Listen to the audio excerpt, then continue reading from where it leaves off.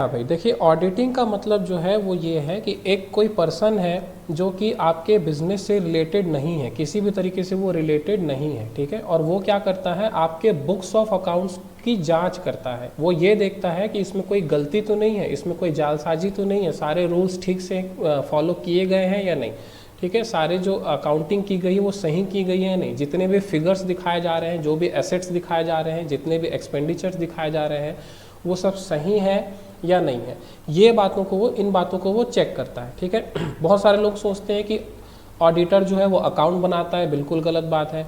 बहुत सारे लोगों को लगता है कि ऑडिटर जो है वो पनिश करता है, बिल्कुल गलत बात है। बहुत सारे लोग सोचते हैं कि ऑडिटर जो है वो आपकी गलतियों को करेक्ट करता है, वो भी बिल्कुल गलत बात है। ऐसा नहीं है, ऑडिटर जो है वो सिर्फ चेक करता है, ठीक है। ऑडिटर आपके अकाउंट्स को सिर्फ चेक करेगा, उसको एग्जामिन करेगा, उसकी जांच करेगा कि वो सही है या नहीं है, ठीक है। थोड़ा सा इसकी डेफिनेशन को देखते हैं हम लोग। एन ऑडिट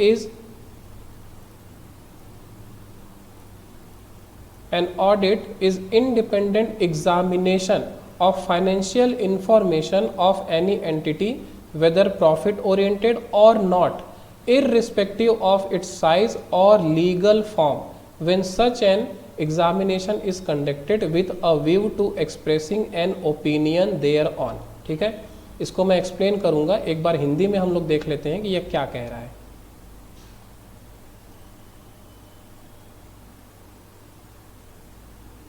कह रहा है कि एक अंकेक्षण जो है वो क्या है, ये किसी भी इकाई की वित्तीय जानकारी की स्वतंत्र परीक्षा है, ठीक है। स्वतंत्र, सबको हाईलाइट करने की जरूरत नहीं है, ये क्या है, एक स्वतंत्र परीक्षा है, किसकी, वित्तीय जानकारी की, ठीक है। चाहे वह लाभ उन्मुख है या नहीं, और इसके आकार या कानूनी रूप से चाहे, जब इस तरह की परीक्षा उसके बारे में राय व्यक्त करने के लिए आयोजित की जाती है। किसके लिए, राय व्यक्त करने के लिए।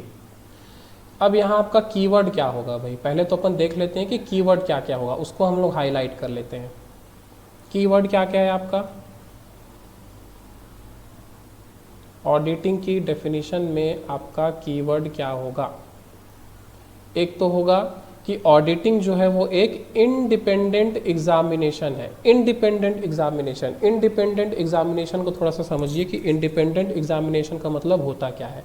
इंडिपेंडेंट एग्जामिनेशन का मतलब है कि जब आप किसी ऐसे व्यक्ति के बुक्स ऑफ अकाउंट्स को एग्जामिन कर रहे हैं जिससे आपका कोई हित नहीं जुड़ा है, जिससे आपका कोई इंटरेस्ट जो है वो रिलेटेड नहीं है। फॉर एग्जाम्पल, यदि आप एक कंपनी के एम्प्लॉय हैं तो आपका उस कंपनी के साथ इंटरेस्ट जुड़ा हुआ है, आपका उस कंपनी में हित जुड़ा हुआ है, वो कंपनी बंद हो जाएगी तो आपकी नौकरी चली जाएगी। अगर आप उस कंपनी के अगेंस्ट कुछ बोलोगे तो आपकी नौकरी जा सकती है, यानी कि आप इंडिपेंडेंट नहीं हैं।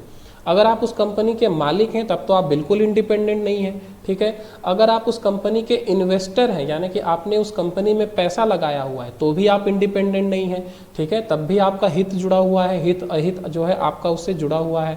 कंपनी के साथ बुरा होगा तो आपके साथ भी बुरा होगा, कंपनी का ग्रो करेगी तो आपका भी फायदा है। तो यहाँ भी आप इंडिपेंडेंट नहीं हैं। यहाँ तक कि अगर आप उस कंपनी के मालिक के क्लोज रिलेटिव हो, ठीक है, कोई सगे संबंधी हो, ठीक है, तब भी आप उस कंपनी से संबंधित माने जाएंगे। तब भी ये माना जाएगा कि आप उस कंपनी के लिए इंडिपेंडेंट नहीं हो। डायरेक्टली और इनडायरेक्टली आपका इंटरेस्ट उस कंपनी में जुड़ा हुआ है। तो इंडिपेंडेंट एग्जामिनेशन का मतलब क्या होगा, इंडिपेंडेंट एग्जामिनेशन का मतलब है कि उस एग्जामिनेशन का कोई भी रिजल्ट आपको व्यक्तिगत रूप से प्रभावित नहीं करता, ठीक है। आपको उस एग्जामिनेशन का जो रिजल्ट है वो पर्सनली आपको किसी भी तरीके से अफेक्ट नहीं करता, वेदर पॉजिटिव और नेगेटिव, आप पे कोई प्रभाव नहीं पड़ेगा। इसको हम लोग बोलेंगे क्या, इंडिपेंडेंट एग्जामिनेशन।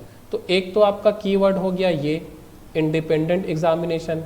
हिंदी की यदि हम लोग बात करें तो हिंदी में भी वो कुछ ऐसा ही बोल रहा था, ये एक स्वतंत्र समीक्षा है, स्वतंत्र परीक्षा है, सॉरी स्वतंत्र परीक्षा है, ठीक है। अगला कीवर्ड क्या होगा, of financial information, of financial information of any entity. किस चीज की समीक्षा आप कर रहे हो? किसी के डांस परफॉर्मेंस की समीक्षा आप नहीं कर रहे हो, आप क्या कर रहे हो? फाइनेंशियल इंफॉर्मेशन की समीक्षा कर रहे हो। ठीक है, हिंदी में इस चीज को क्या कह रहा है? आप उसके वित्तीय जानकारी की समीक्षा कर रहे हो, वित्तीय जानकारी की समीक्षा। ठीक है, आगे देखते हैं, वेदर प्रॉफिट ओरिएंटेड और नॉट, चाहे उस एंटिटी का जो ऑब्जेक्टिव है, उस संस्थान का उद्देश्य चाहे लाभ कमाना हो या ना हो। ठीक है, वेदर प्रॉफिट ओरिएंटेड और नॉट, और इररिस्पेक्टिव ऑफ इट्स साइज और लीगल फॉर्म, यानी कि वो किसी भी तरीके की संस्थान हो, चाहे वो सरकारी संस्थान हो, गवर्नमेंट एंटिटी हो, प्राइवेट एंटिटी हो, चाहे वो एक बड़ी कंपनी हो, छोटी कंपनी हो। ठीक है, आगे क्या कह रहा है? When such an examination is conducted with a view to expressing an opinion thereon। बहुत इंपॉर्टेंट लाइन है कि ये एग्जामिनेशन आप कर क्यों रहे हो भाई? कि आप एक ओपिनियन एक्सप्रेस कर सको, आप एक ओपिनियन एक्सप्रेस कर सको। थोड़ा सा हिंदी को रीड कर लेते हैं। ये एक वित्तीय जानकारी है, ये मैं बता दिया। एक स्वतंत्र समीक्षा है, ये मैं बता दिया। ठीक है, चाहे वो लाभ उन्मुखी हो या ना हो, फर्क नहीं पड़ता, चाहे उसका आकार या कानूनी रूप कैसा भी हो। ठीक है, और ये जो आप स्वतंत्र परीक्षा कर रहे हो, वित्तीय जानकारी की स्वतंत्र परीक्षा जो आप कर रहे हो, वो क्यों कर रहे हो? एक राय व्यक्त करने के लिए, एक राय व्यक्त करने के लिए आप कर रहे हो। तो ये तीन बातें हो गई, वित्तीय जानकारी की परीक्षा करना, स्वतंत्र परीक्षा करना, और क्यों कर रहे हैं ये सब काम हम लोग? ताकि आप एक राय व्यक्त कर सको। ये आपको ध्यान रखना पड़ेगा भाई, कीवर्ड आपको मिल गया ताकि आप एग्जाम में फंसो ना। इंडिपेंडेंट एग्जामिनेशन, एग्जामिनेशन हो किसका रहा है? फाइनेंशियल इंफॉर्मेशन का। और वो हम कर क्यों रहे हैं? ताकि हम एक ओपिनियन एक्सप्रेस कर सकें। समझ में आई बात? ऑडिटिंग की डेफिनेशन समझ में आई आप लोगों को? ऑडिटिंग की डेफिनेशन में ही कई MCQs छुपे हुए हैं। हिंदी और इंग्लिश दोनों में समझ में आया? चलिए आगे, अगर हम इसी का एनालिसिस दिया हुआ है डेफिनेशन का, एक बार रीड कर लेते हैं। Auditing is an independent examination, जो मैंने आप लोगों को बताया, किसकी? फाइनेंशियल इंफॉर्मेशन की। ठीक है, ऑफ एनी एंटिटी, यानी कि चाहे वो प्रॉफिट ओरिएंटेड कंपनी हो, चाहे वो नॉन प्रॉफिट ऑर्गेनाइजेशन हो। जैसे कि नॉन प्रॉफिट ऑर्गेनाइजेशन क्या होता है? जिसको हम लोग बोलते हैं NGO। ठीक है, या फिर एक प्रॉपर कंपनी हो गई जिसका जो प्रॉफिट ओरिएंटेड कंपनी है, जिसका ऑब्जेक्टिव है प्रॉफिट अर्न करना। और तीसरा क्या? टू एक्सप्रेस एन ओपिनियन, यानी कि आप एक ओपिनियन एक्सप्रेस करने के लिए वो परीक्षा कर रहे हो। हिंदी में भी वही बातें लिखी हुई हैं। ये एक स्वतंत्र समीक्षा है। ठीक है, चाहे वो लाभोन्मुखी हो या ना हो, चाहे उसका आकार या कानूनी रूप कैसा भी हो। और तीसरा क्या? ये एक राय व्यक्त करने के लिए किया जा रहा है। ठीक है,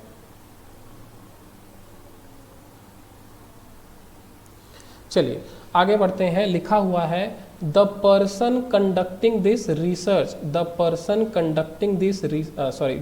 conducting this task should take care to ensure that financial statements would not mislead anybody। बहुत इंपॉर्टेंट लाइन ये लिखा हुआ है, कह रहा है कि जो व्यक्ति ये ऑडिटिंग का काम कर रहा है, जो व्यक्ति, जिस व्यक्ति पे ऑडिटिंग या अंकेक्षण की रिस्पॉन्सिबिलिटी है, वो इस बात को इंश्योर करेगा कि कंपनी के जो फाइनेंशियल स्टेटमेंट्स हैं, जो, अच्छा जब तक मैं इसको एक्सप्लेन कर रहा हूँ आप लोग लिख के चैट में बताओ तो कि फाइनेंशियल स्टेटमेंट्स का मतलब क्या होता है। किसी भी कंपनी के वित्तीय विपत्र जो होते हैं उसमें क्या क्या चीज़ें आती हैं, ये आप लोग जल्दी से लिख के मेरे को बताओ। ठीक है, the person conducting this task should take care to ensure that financial statements would not mislead anybody, mislead anybody. ठीक है, क्या बोल रहा है कि इस कार्य का आयोजन करने वाले व्यक्ति को यह सुनिश्चित करने के लिए ध्यान रखना चाहिए कि वित्तीय विवरण जो है वो किसी को गुमराह नहीं करेंगे। वित्तीय विवरण का मतलब क्या है, ये आप लोग लिख के मेरे को बताओ जल्दी से चैट सेक्शन में। ठीक है, तो जो ऑडिटर है, ऑडिटिंग का काम किसको दिया जाएगा? ऑडिटर को। ऑब्वियसली ऑडिटर कौन होगा ये हम लोग आगे समझेंगे, ठीक है। तो कह रहा है कि जो ऑडिटर होगा वो इस बात को इंश्योर करेगा कि जो कंपनी के फाइनेंशियल स्टेटमेंट्स हैं वो किसी को मिसलीड नहीं करेंगे, किसी को गुमराह नहीं करेंगे। अब इसका मतलब क्या है भाई? गुमराह करने या मिसलीड करने का मतलब क्या है?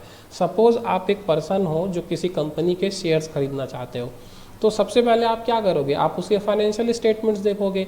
फाइनेंशियल स्टेटमेंट्स में बहुत सारी चीज़ें आती हैं, ट्रेडिंग प्रॉफिट लॉस अकाउंट आता है, ठीक है, बैलेंस शीट आती है, कैश फ्लो स्टेटमेंट आता है, और भी दूसरी चीज़ें इसमें आती हैं। तो टोटल 4-5 चीज़ों को मिला करके सही है भाई, सबका आंसर सही है। Balance sheet, profit loss account, cash flow statement और जो फुट नोट्स होते हैं, ठीक है, या जो अकाउंटिंग नोट्स होते हैं, इन सबको मिला के हम लोग क्या बोलते हैं? Financial statements. तो आप सबसे पहले उस कंपनी के फाइनेंशियल स्टेटमेंट्स को ही देखोगे। तो ऑडिटर का काम ये है कि वो इस बात को इंश्योर करे, वो इस बात को आश्वस्त करे कि कंपनी के फाइनेंशियल स्टेटमेंट जो है वो कुछ इस तरीके से बनाए गए हैं जिसकी वजह से कोई भी मिसलीड नहीं होगा, ठीक है, कोई भी मिसगाइड नहीं होगा, गुमराह नहीं होगा, ठीक है।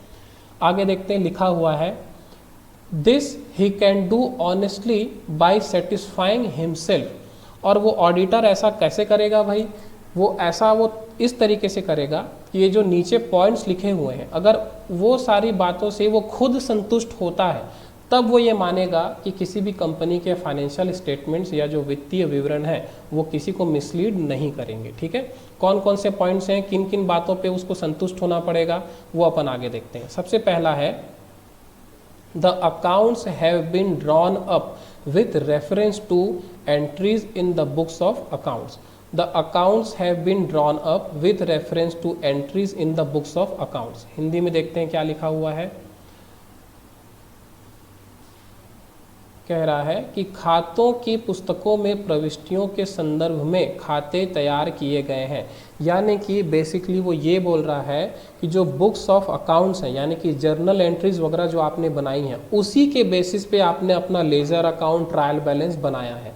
जो जर्नल एंट्रीज की गई हैं, खतौनी जो की गई है, ठीक है, उसी के बेसिस पे सारे खाते, सारे लेजर्स बनाए गए हैं। तो सबसे पहले तो वो ये संतुष्ट होना चाहेगा, ठीक है, वो सबसे पहले ये इंश्योर करना चाहेगा कि जितने भी लेजर अकाउंट्स बनाए गए हैं, ठीक है, जितने भी फाइनेंशियल स्टेटमेंट्स बनाए गए हैं वो किसके बेसिस पे बनाए गए हैं? जर्नल एंट्रीज के बेसिस पे बनाए गए हैं। ये नहीं होना चाहिए कि जर्नल एंट्री में कुछ और किया गया है और लेजर अकाउंट्स कुछ और ही कहानी कह रहे हैं, ठीक है। अगला देखते हैं, अगला पॉइंट वो क्या इंश्योर करेगा? The entries in the books of accounts are adequately supported by sufficient and appropriate evidence. The entries in the books of accounts are adequately supported by sufficient and appropriate evidences। Hindi में देखते हैं क्या कह रहा है कि खातों की पुस्तकों में प्रविष्टियां पर्याप्त रूप से एवं उचित प्रमाण द्वारा समर्थित है। सीधा सा मतलब इसका ये है कि जितनी भी एंट्रीज की गई हैं, सबसे पहले तो वो ये देखेगा कि जर्नल एंट्रीज के बेसिस पे लेजर्स अकाउंट बनाए गए हैं। दूसरा वो ये इंश्योर करेगा कि जितने भी प्रविष्टियां की गई हैं, जितनी भी एंट्रीज की गई हैं, उसका आपके पास प्रॉपर प्रूफ है, उचित प्रमाण द्वारा समर्थित है। का मतलब वही है कि जितनी भी अकाउंटिंग एंट्रीज की गई हैं उसका आपके पास प्रॉपर एविडेंस है। और वो एविडेंस क्या होगा? वाउचर्स, प्रपत्र, बिल्स, इनवॉइसेस जो होते हैं, ठीक है, यानी कि हर ट्रांजैक्शन का जो रिटर्न प्रूफ हमारे पास होता है कि ये चीज़ हमने खरीदी या ये चीज़ हमने बेची या हमने इतना रुपए पे किया, इतना रुपए हमें रिसीव हुआ, इन सब का जो रिटर्न प्रूफ होता है उसी को हम लोग क्या कहते हैं? वाउचर्स या बिल या इनवॉइसेस। तो कह रहा है कि जितनी भी अकाउंटिंग एंट्रीज की गई हैं आपके पास उनका प्रूफ है, ठीक है। तीसरा देखते हैं भाई, तीसरा ये क्या कह रहा है? None of the entries in the books of accounts have been omitted in the process of compilation and nothing which is not in the books of account has found place in the statement। एक बार हिंदी में read करते हैं फिर मैं आप लोगों को इसको एक्सप्लेन करता हूँ। हिंदी में लिखा हुआ है कि खातों की पुस्तकों में प्रविष्टियों में से कोई भी संकलन की प्रक्रिया में नहीं छोड़ा गया। संकलन की प्रक्रिया में नहीं छोड़ा गया और कुछ भी नहीं है जो खातों की पुस्तकों में नहीं है, बयान में पाया गया है। थोड़ा सा उटपटांग इसमें लिखा हुआ है, उसी को आप लोगों को समझना है। कुछ भी नहीं है जो खातों की पुस्तकों में नहीं है, बयान में पाया गया है। तो ओवरऑल इसका मतलब क्या है, थोड़ा सा अपन इसको समझते हैं। ठीक है, none of the entries in the books of account has been omitted और nothing which is not in the books of account has found in the place in the statement. इसका मतलब ये है कि जो भी ट्रांजेक्शन्स हुए हैं, जो भी पेमेंट या रिसिप्ट हुआ है, उसे प्रॉपर लिखा गया है, उसे हटाया नहीं गया है, उसे छुपाया ना गया हो। ठीक है, जो भी ट्रांजेक्शन्स हुए हैं, जो भी लेन देन हुए हैं, उसे आप छुपा नहीं रहे हो, प्रॉपर उसे आप लिख रहे हो, उसकी एंट्री कर रहे हो।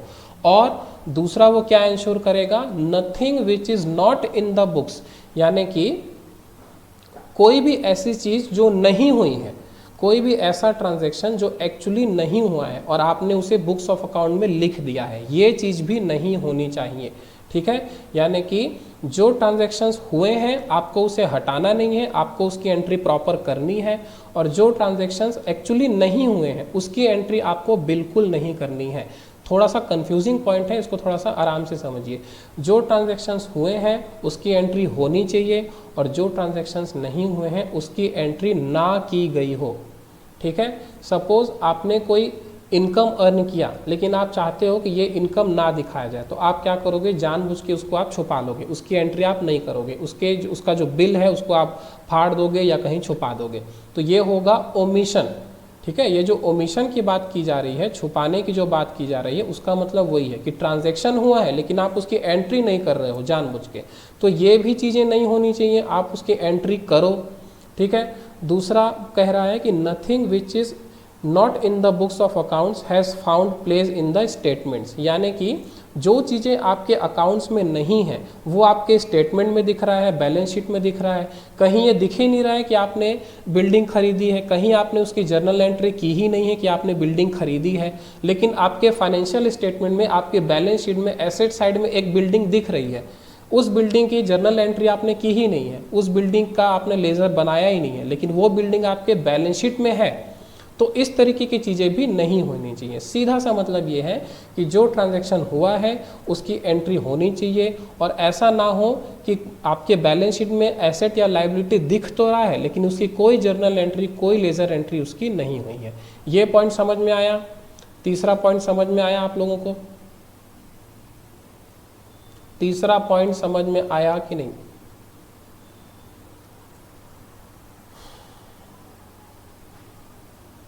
चलिए अगला पॉइंट देखते हैं, कौन सी बातों को वो इंश्योर करेगा। बयानों द्वारा दी गई जानकारी स्पष्ट और अमिश्रित है, स्पष्ट और अमिश्रित है। ठीक है, जितने भी स्टेटमेंट्स हैं, जितने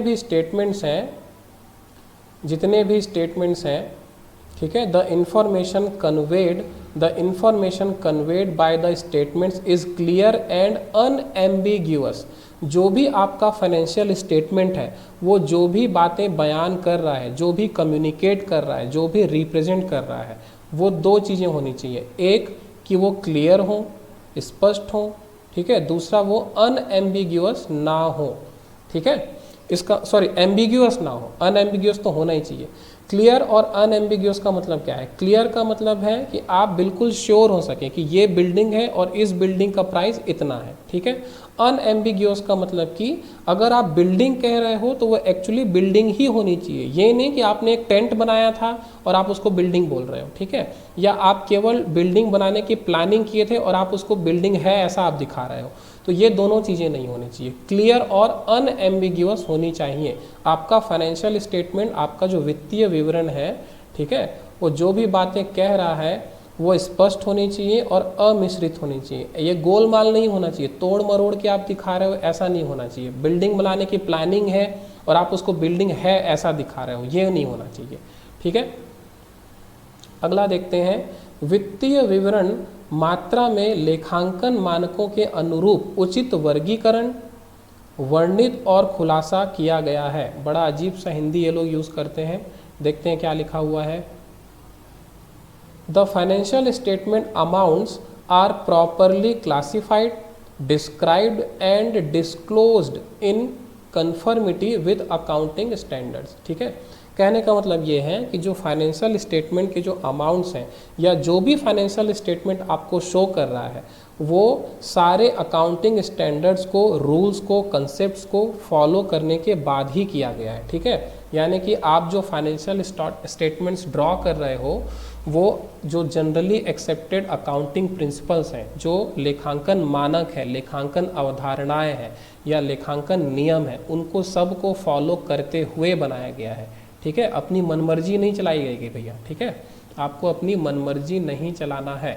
जो भी फाइनेंशियल स्टेटमेंट्स बनाए गए हैं वो सारे अकाउंटिंग रूल्स, प्रिंसिपल्स और कंसेप्ट्स को ध्यान में रख के बनाया गया है।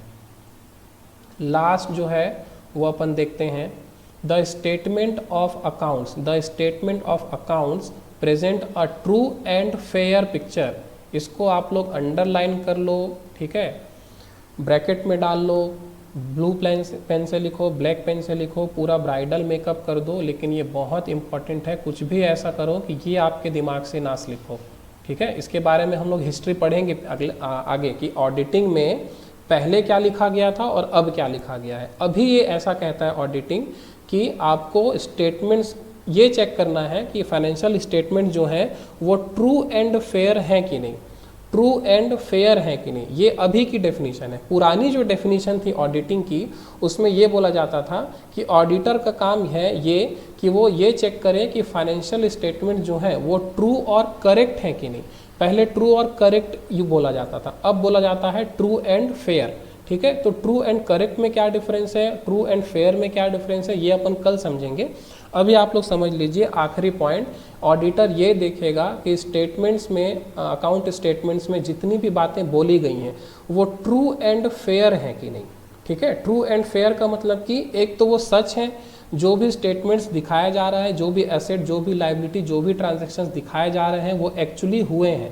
जो बिल्डिंग दिखा रहे हैं वो बिल्डिंग एक्चुअली एग्जिस्ट करता है, जो लाइबिलिटी दिखाया जा रहा है वो एक्चुअली एग्जिस्ट करता है। ठीक है, और फेयर होने का मतलब है कि वो जस्टिफाइड है, यानी कि सारे रूल्स फॉलो किए गए हैं, जो जिस नाम से उसे एंट्री करना था उस नाम से एंट्री की गई है। जैसे कि अगर आप एक बिल्डिंग खरीद रहे हो तो आपको उसको एसेट के तौर पे दिखाना पड़ेगा, आप उसको एज अ स्टॉक नहीं दिखा सकते, अपने स्कंद के तौर पे नहीं दिखा सकते, तो इसको हम लोग बोलते हैं फेयरनेस। ठीक है, तो लास्ट पॉइंट जो ऑडिटर इंश्योर करेगा वो ये है कि जो अकाउंट स्टेटमेंट्स हैं, जो वित्तीय विवरण है, वो आपके बिजनेस का true and fair picture present करता है।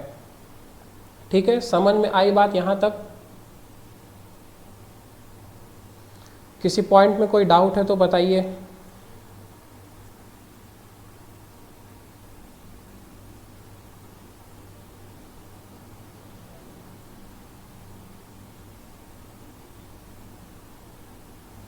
क्लियर है सबको? चीजें समझ में आ रही हैं?